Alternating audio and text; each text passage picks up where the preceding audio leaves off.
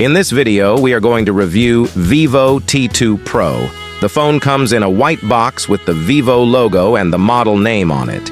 Inside the box, you will find the phone, a charger, a USB-C cable, a SIM ejector tool, a case, and some documentation. The phone has a sleek and premium design with a curved AMOLED display that measures 6.78 inches and has a resolution of 1080 x 2400 pixels. The display supports a 120Hz refresh rate and has an in-display fingerprint scanner.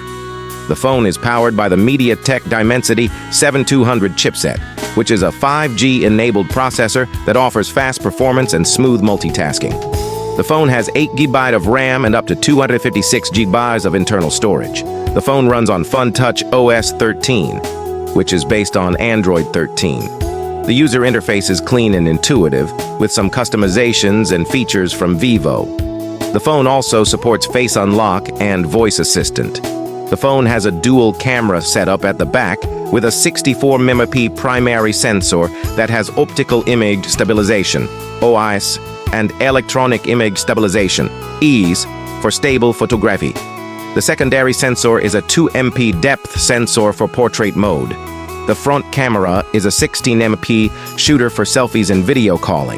The phone has a 4600 mAh battery that supports 66W fast charging, which can charge the phone from 0 to 100% in about 40 minutes.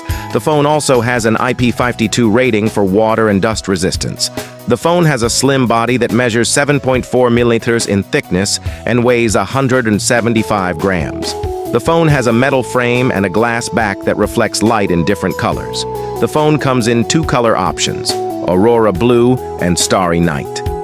The phone has an amazing calling system that called 3K Vapor Calling Chamber. Vapor Calling Chamber will help to keep your phone cool while playing games. Let us look a close look at the dimension.